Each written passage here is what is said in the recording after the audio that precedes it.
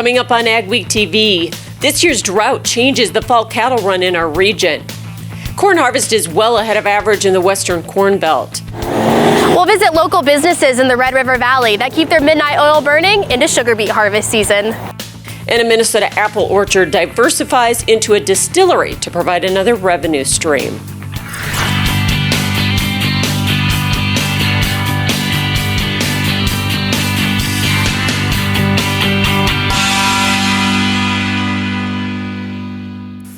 Welcome to AGWEEK TV. I'm Michelle Rook. The Biden administration is addressing the supply chain disruptions hurting agriculture and the U.S. economy. President Joe Biden announced the Port of Los Angeles will operate 24 hours per day, 7 days a week. That follows a similar commitment by the Port of Long Beach a few weeks ago. USDA is focused on getting more people and work done at the ports and is evaluating how to best use resources recently announced to provide assistance. The Biden administration is also starting to announce state USDA appointments. That follows the confirmation of a new Undersecretary of Rural Development. New Mexico Representative Xochitl Torres Small told AgriPulse her priorities include revitalizing rural economies by implementing President Biden's plans under Build Back Better. That includes supporting them on the front line of climate change. By building disaster resiliency, whether it's fires, forest fires, or droughts or floods, while also making climate smart investments like increasing in access to renewable energy and fuel infrastructure, and then creating new income opportunities in those markets. To help advance that agenda, she says more state RD announcements will soon be made. So we've been working hard to identify the right people to do that work. Rural development is a large portfolio, and finding people who have experience in all of those sectors is crucial. They'll also work on rural broadband, hospital services, and affordable housing. Some farm groups are concerned about federal COVID-19 vaccine mandates for elected Farm Service Agency county advisory committees and others. All federal employees, including state and county committee members and advisors, must be vaccinated by November 22nd. U.S. Ag Secretary Tom Vilsack says the mandate was needed for public health. Some North Dakota farm groups have expressed concerns about how that could affect service at FSA offices for those who choose to quit rather than comply.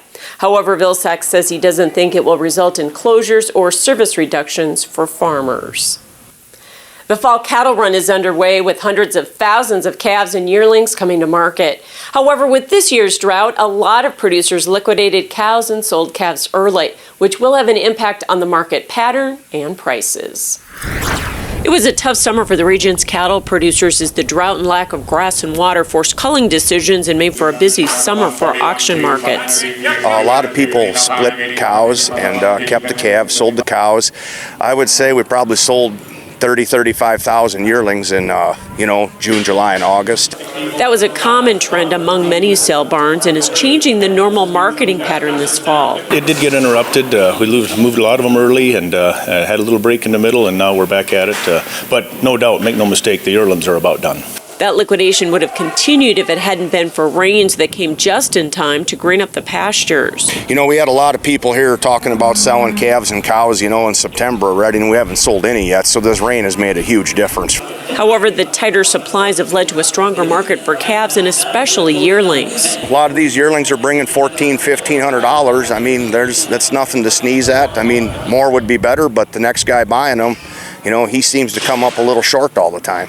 And with yearlings sold early, that may result in a marketing opportunity at the end of the first quarter. I still believe there will be a little hole here March and April. There's no question. The calves are lighter coming off the cow because of the drought. The yearlings will be cleaned up a little earlier. And he's even more optimistic about the market longer term. We liquidated a lot of cows in North Dakota. We sold a lot of pairs this summer. We sold way-ups all summer long. I think we're a year away from it really getting good. For the first time, Mexico's regulatory agency has declined to authorize a biotech corn trait. Mexico rejected Bayer's new stacked corn with HT3 and SmartStack Pro technology. It's the latest move in their opposition to GM technology and glyphosate use. Last week, Mexico's Supreme Court also unanimously denied 4 appeals from major seed companies filed against the ban of GMO corn planting and the use of glyphosate. The country is set to ban GMO corn imports by January 2024. This week's Crop Stop takes us to west central Minnesota, where corn harvest is ahead of schedule like the rest of the state and region. John Nord grows corn and soybeans on about 2,500 acres near Holly. He finished harvesting soybeans on October 8th, then started corn on the 10th. He says moisture levels are running about 15%, and the test weight is decent at 56 pounds. He says his yields depend on the hybrid and precip levels. Overall, Minnesota corn harvest is at 53% complete, well ahead of the 27% average. A Lake Park, Minnesota farmer has agreed to plead guilty to 1 count of crop insurance fraud. Kevin Nelson was charged in September after allegedly reporting false loss information to the Federal Crop Insurance Corporation in 2018 and 2019 to get crop insurance payments totaling nearly $550,000. The crime is punishable by a $1 million fine and 30 years in prison. A North Dakota cattle buyer must repay a sale barn to avoid criminal bad check charges. Brian Wayne Gator decades ago was a partner in Napoleon Livestock, where he still attends weekly sales. He lost his state license to deal cattle last March. He's accused of bouncing a check for $227,000 to the Lake Region Livestock Sale Barn in Devil's Lake in December of 2020. A judge has agreed to pause the criminal bad check charges for up to a year if Gator repays the money. Meanwhile, Gator has been embroiled in civil cases around the region involving loans that last May totaled $7.7 million. Coming up on AgWeek TV, we'll see how businesses in Sugarbeet country ramp up to support the harvest.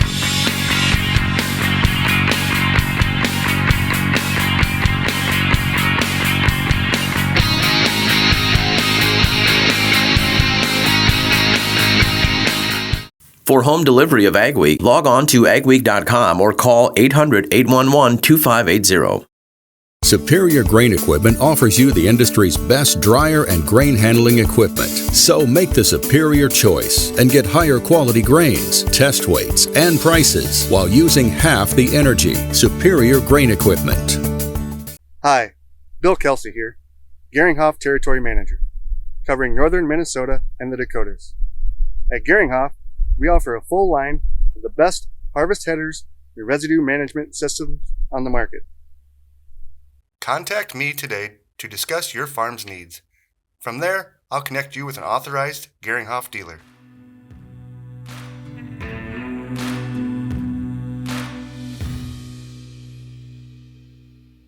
I am Kevin Johnson, President of Gateway Building Systems. I started with Gateway back in 1974 on the construction side. The next year went into the office and sales, and in 1977 became part owner. We've got a great team of salespeople, designers, project managers. The key to Gateway is our people. Our customers appreciate the quality and reliability.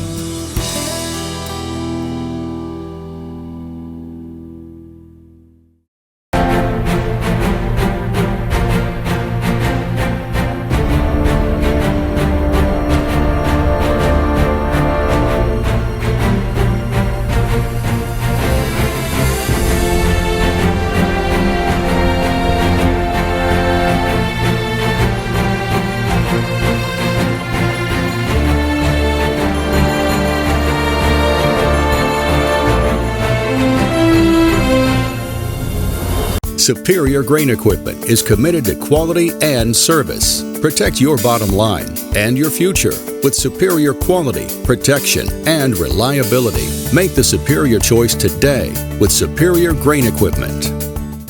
Go beyond the headlines with an AGWEEK membership. Get in-depth agribusiness reporting, original farm and ranch stories, and fact-based research for the most comprehensive ag news in the upper Midwest. Experienced ag journalists bring you exclusive ag news, insights, and policy updates you won't find anywhere else. Become a member today and get unlimited access to AgWeek and AgWeek TV. The sugar beet harvest is underway. It's an intense time for growers, their employees, and the businesses that support them. Emily Beal talked to some who go out of their way to help growers in this week's AgWeek cover story. I know how important it is to keep these machines running and to keep everybody moving along and get the harvest done. Christian Keel builds and repairs beet harvester row finders. It's a family business started by his grandfather in the 1950s. He's also a beet grower, so he understands the pressures of the harvest. It rolls around the clock until all the beets are out. It's amazing. We're a big family. and we all, up and down the valley, we always take care of each other. I just pray that everybody stays safe and goes home at the end of the day, when we get done with harvest. Norman County Implement of Ada, Minnesota runs 2 crews around the clock during harvest to be ready for breakdowns anytime. They never happen on schedule. The nice thing is, this is what builds trust with our clientele. Continually, 7 days a week, and I couldn't say 24 hours a day, but they do call me in the middle of the night if they do have a breakdown, and I go out and fix it. It gets kind of hectic. Even the Subway restaurant in Ada stays open around the clock during the Sugarbeet campaign. Agriculture is so important for our business. They do business with me all year, so it's kind of a thank you to them to, give back to them for what they give to me all year round. We try to keep everybody happy. It doesn't always work, but we try. It's clear to see that some local businesses are dedicated to going the extra mile during Sugarbeet harvest season. With AGWEEK, I'm Emily Beal in Ada, Minnesota. You can read more in the next AGWEEK magazine or at agweek.com. The National Biodiesel Board will be changing its name early next year to Clean Fuels Alliance America. NBB Governing Board member Tim Ostrom says the group will still represent soybean oil-based biodiesel, but the new name better reflects the future of the industry. He says as they expand markets, they are also evolving to represent other products like renewable diesel. Can be used in the pipelines, and it also has the same characteristics as diesel as far as cloud point. The South Dakota farmer says another major growth area the group is involved in is the sustainable aviation fuel market. The aviation industry wants it. They want a renewable product, a sustainable product, and so we're excited about that prospect too. He says their mission stays the same, and the new name will position the organization for growth. Ahead on AgWeek TV, we'll see how people from around the world are helping to strengthen North Dakota. And later, we'll see what Kristen Clark is cooking up with her fresh garden produce.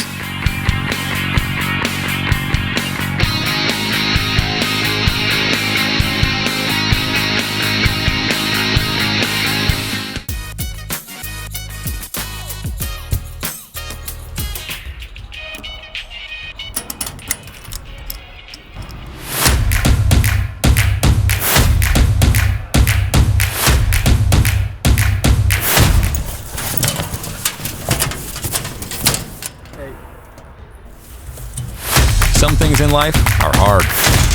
That's why banking shouldn't be. Cornerstone Bank. At North Star Ag, we're more than your short-line machinery dealer. We're also full service, and we're farmers first. That means we know it's not about what's best, but what's best for your farm. Whether you're planting, growing, or harvesting, we're there for all your equipment, parts, and service needs. And we've been doing it since 2009, with the largest inventory and availability in the area. Check us out at northstar-ag.com or call us at 701-361-4790. Good work, good pay, and a good life. It's the Trans Systems way. Good work, good pay, and a good life. Lets me live my way. Good work, good pay, and a good life. Trans Systems way. Good work, good pay, and a good life. Lets me live my way. It's the Trans Systems way. Good work. Risk management is not just for the grains. Livestock producers, did you know you can help protect the price of your production? Livestock Risk Protection, or LRP, is a great tool to help you protect the price of your years of hard work. LRP is available for feeder cattle, fat cattle, and swine. Besides the availability of price risk insurance in your production, cattle producers can also protect their pasture and hayland from the lack of rainfall with Pasture Rangeland Forage, or PRF insurance. To learn more about these programs, call Martinson Ag Risk Management. We're going to talk today about a revolutionary auto steer product that you guys have developed. We back one of these things in, it'll drain a 40-acre patch just within hours. What can you tell us about what dairy farmers do to make sure that their animals are happy? Their care is our primary concern. Is there still time for producers to get storage bins up? Absolutely. We still can definitely get something up and ready for corn harvest.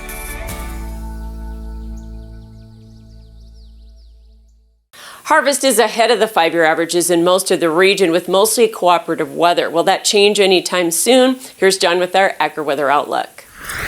The 2-week outlook as we now get to the latter part of October. We've had finally some cold weather has dropped into the northern plains, giving us some hard freezes, and, well, we're actually going to moderate those temperatures once again. So still no sign of the big turn into anything really significantly colder than average. There will be this upcoming week some chances for rain. We're getting a little bit around this weekend on Sunday, and looks like midweek we'll have another chance for some rainfall, but we're not seeing any of these rain chances turn into any kind of early snowstorms. Again, our weather has certainly turned a notch cooler, but not really cold enough for widespread snow. There may be a flake or two or some scattered snow showers into the northern plains, but I don't expect anything massive. Jet stream right now, it's a bit of a convoluted pattern. When do I not say that, right? Well, we do have a split, and that's been the issue. This split right now is this big bulbous thing right in the middle of the continent. It's not really doing much of anything. It's just keeping these little rain systems, what that is, very, very weak, very, very small. As that shifts to the east, as we go through the middle of the week, there will be some modest warm air surging northward.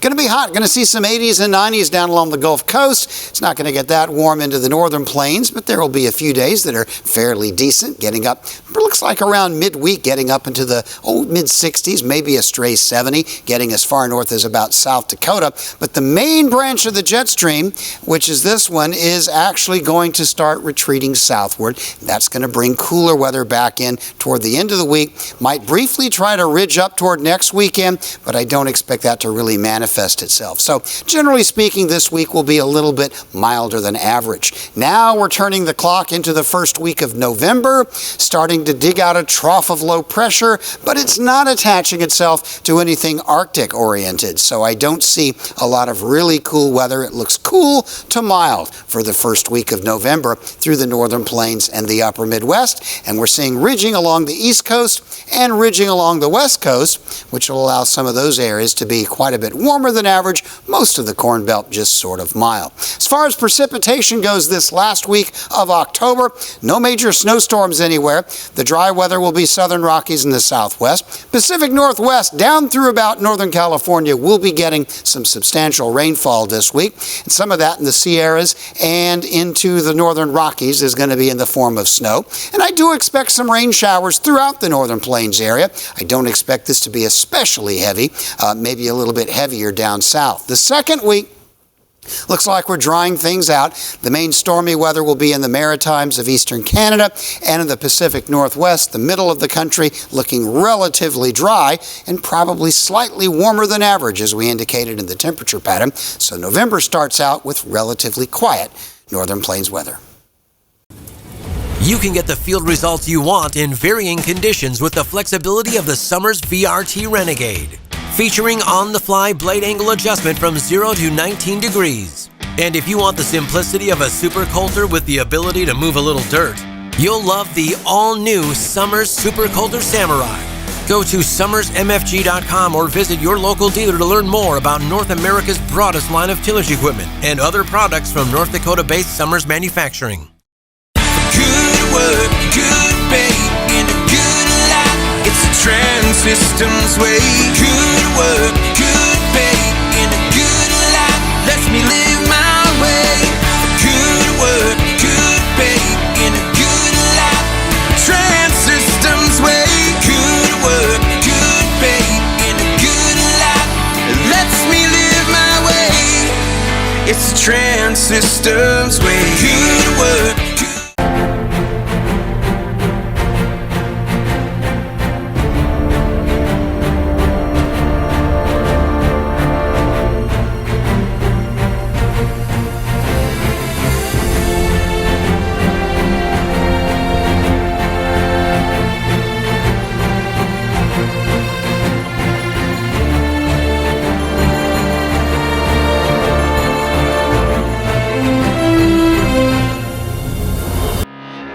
They say when the going gets tough, the tough get going. At OK Tire, we're here to keep you going. From Firestone tires and replacements to retreads and even Firestone tracks, we have you covered. Our certified Firestone experts are ready to get you back up and running, no matter if you're on site or in the field, saving you time and money. OK Tire, we keep the tough going. For AGWEEK, this is Mikkel Pates at Watertown, South Dakota. We'll look at the positive impacts that dairy can have on the community. A Minnesota couple has put a grain bin to a new use. Spoiler alert, it's not grain. This elaborate system of tubing with the downhill slope is how Maplewood State Park gathers sap to make syrup. Thanks for joining us for this week's edition of AgWeek TV. Remember, for all your ag news, go to agweek.com or follow us on Facebook and Twitter as well. North Dakota's rural communities offer lots of opportunities, and one way to grow is by attracting more people from other states or countries. We're partnering with the nonprofit Strengthen ND for this sponsored content series. Rose Dunn talked with a Dickinson man who's at home very far from his homeland in Africa.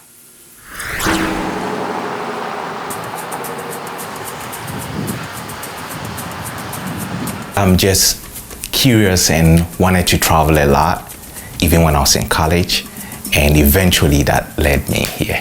After finishing college in Ghana, Barnabas Nayaba wanted to see the world. He visited several countries, including the U.S. Then 5 years ago, he had the chance to return to the States when he got a green card on a lottery system. The only friend I had was here in Dickinson, North Dakota, and so I thought, well, why not come here? And with economic opportunities then, there was the oil boom and it was really good. He told me it was easier to get a job here in North Dakota, and I said, yeah, I'm coming up here. Barnabas's family farms in Ghana, so North Dakota feels like home to him. He works remotely for the Fargo office of WEX, and he's become involved in community activities like coaching soccer. That small community feel, familiar faces, you see them, you might go to Walmart and you definitely will meet someone that you know. That community, I like about it. It is a symbol of the many African countries that we have represented here. Barnabas met Mark Billings through a project funded by the Change Network to create this mural in downtown Dickinson. We wanted to create connection points, and we wanted the community here to know the hardworking nature of the immigrant community and just how unique they are. Billings came to Dickinson from Illinois 7 years ago, so he understands how hard it can be to feel at home in a new place. And he enjoys helping newcomers, especially immigrants, find opportunities in their new communities. They have had to forge through many things that we take for granted. I moved here, I had a car, I had an apartment, and I had certain things that I knew were going to be here. But in their world, they don't have that. It's a humbling experience to meet these individuals. And I believe that if you're willing to work, if you're willing to learn and to work, there are opportunities that you can take advantage of. In Dickinson, North Dakota, this is Rose Dunn for AgWeek. To learn how Strengthen ND helps build big opportunities in small communities, visit strengthennd.com. Still ahead, an apple a day may keep the doctor away, but a Minnesota orchard will also lift spirits.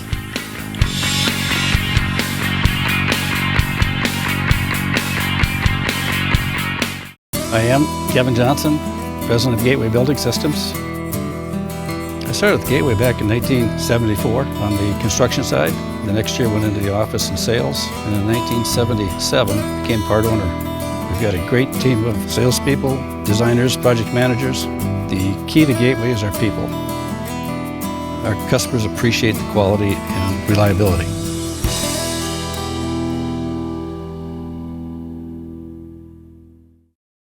Don't miss out on the equipment you'll need next season. Titan Machinery, your local Case IH dealer, has early order discounts on its full line of powerful, efficient, new Case IH equipment, including tractors, combines, and self-propelled sprayers. Get a great deal and ensure that you have the latest in productivity and technology. Supply chains are tight. Contact your Titan Machinery dealership today and find out how much you can save by ordering ahead. Titan Machinery, your local Case IH equipment experts. You can get the field results you want in varying conditions with the flexibility of the Summers VRT Renegade. Featuring on-the-fly blade angle adjustment from 0 to 19 degrees. And if you want the simplicity of a super coulter with the ability to move a little dirt, you'll love the all-new Summers Super Coulter Samurai. Go to summersmfg.com or visit your local dealer to learn more about North America's broadest line of tillage equipment and other products from North Dakota-based Summers Manufacturing. They say when the going gets tough, the tough get going. At OK Tire, we're here to keep you going. From Firestone tires and replacements to retreads and even Firestone tracks, we have you covered. Our certified Firestone experts are ready to get you back up and running, no matter if you're on site or in the field, saving you time and money. OK Tire, we keep the tough going. Go beyond the headlines with an AGWEEK membership. Get in-depth agribusiness reporting, original farm and ranch stories, and fact-based research for the most comprehensive ag news in the upper Midwest. Experienced ag journalists bring you exclusive ag news, insights, and policy updates you won't find anywhere else. Become a member today and get unlimited access to AGWEEK and AGWEEK TV. Orchards are a popular place this time of year, but one couple in southeast Minnesota discovered they couldn't survive on apples alone, so they decided to expand their business to include a distillery. Noah Fish visited Minnesota's only farm distiller.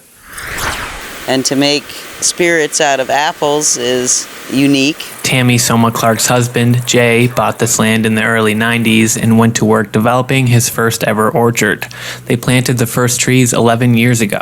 And it was all wooded. It had been totally overgrown. It's just been an ongoing piece of work. Didn't know a lot about it, planted them the wrong direction. They're supposed to be north-south. I planted them east-west, just all the mistake. Wrong rootstock, too big a rootstock, Then I smartened up a little bit. They now have over 12,000 trees, mostly Minnesota's own Honeycrisp, and a private label variety that's a Honeycrisp mix. Believe it or not, Honeycrisp tastes better grown in Minnesota than they do any other part of the country.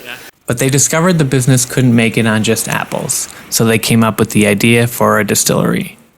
Oh, I'd never make it on the apples alone. Right. No, it's definitely the alcohol has changed the course of our business. Tammy got her state distiller's license in 2018, a year after getting her federal one, then started distilling spirits on site. Now we can take advantage of all of our products, waste, juice, everything, and turn it into something. Even the pulp left over after juicing for fermenting or cider goes to the neighbors to feed the cows, so it's really an all-around no waste operation.